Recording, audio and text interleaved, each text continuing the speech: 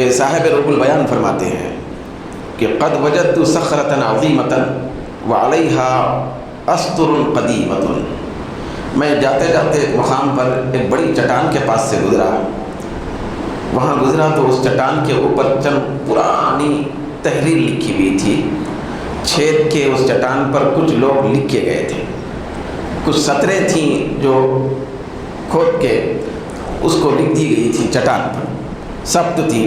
تو وہ چٹان پر جو لکھی ہوئی سطریں تھیں وہ بہت بڑی کارآمد تھی۔ یہ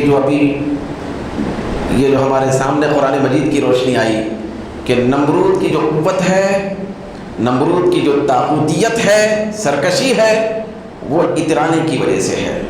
تکبر کی وجہ سے ہے، گھمنڈ کی وجہ سے ہے، عزت طلبی کی وجہ سے ہے، پھر دنیا کی جھوٹی ترقی حاصل کرنے کے ذریعے سے ہے۔ تو اس کے حساب سے جب یہ غور کر کے حضرت صاحب روح البیان اس مقام سے گزر رہے تھے تو چٹان تھی اور اس کے اوپر چند سطریں لکھی ہوئی تھیں۔ پہلی سطر میں یہ تھا کہ فرحک بشیء من الدنیا دلیل علی بعدک من اللہ۔ آپ نے ملاحظہ فرمایا کہ چٹان پر لکھا ہوا ہے کہ اے بندے، تیرا دنیا کی کسی بھی چیز سے خوش ہو جانا، دنیا کی کسی چیز پر اترانا،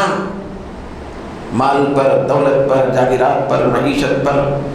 اترانا، طاقت پر، تو تیرا اے بندے دنیا کی کسی چیز پر اترانا یہ اس بات کی دلیل ہے کہ تو اللہ سے دور ہو گیا ہے، یہ اس بات کا ثبوت ہے کہ اللہ سے تو دور ہو گیا، تجھ سے اللہ کا کوئی تعلق نہیں ہے اور اللہ سے تیرا کوئی تعلق نہیں، اترانا۔ اور دوسری چیز لکھی ہوئی تھی وَسُكُونُكَ إِلَى مَا فِي يَدِكَ دَلِيلٌ عَلَى قِلَّةِ ثَقَتِكَ بِاللَّهِ۔ دوسری تحریر یہ تھی کہ اے بندے، تیرا لوگوں کے ہاتھوں میں جو کچھ ہے، مال، صلاحیت، پیسہ، جاگیرات، لوگوں کے ہاتھوں میں جو کچھ ہے اس کی طرف تیرا میلان ہونا، غلط طریقے سے مائل ہونا کہ وہ سب کچھ مجھے بغیر محنت کے مل جائے، تو تیرا لوگوں کے ہاتھوں میں جو کچھ ہے اس کی طرف میلان ہونا یہ اس بات کی دلیل ہے کہ تیرا اللہ پر سے بھروسہ اٹھ گیا ہے، یہ لکھا ہوا تھا۔ تیسری چیز لکھی ہوئی تھی کہ وَرُجُوعُكَ إِلَى النَّاسِ فِي حَالِ الشِّدَّةِ دَلِيلٌ عَلَىٰ أَنَّكَ لَمْ تَعْرِفِ اللَّهِ۔ تیسری تحریر یہ تھی کہ تیرا لوگوں کی طرف رجوع ہو جانا، لوگوں کو سب کچھ سمجھنا، لوگوں کو ہی اپنا سب کچھ سمجھ کر لوگوں سے امیدیں وابستہ کرنا،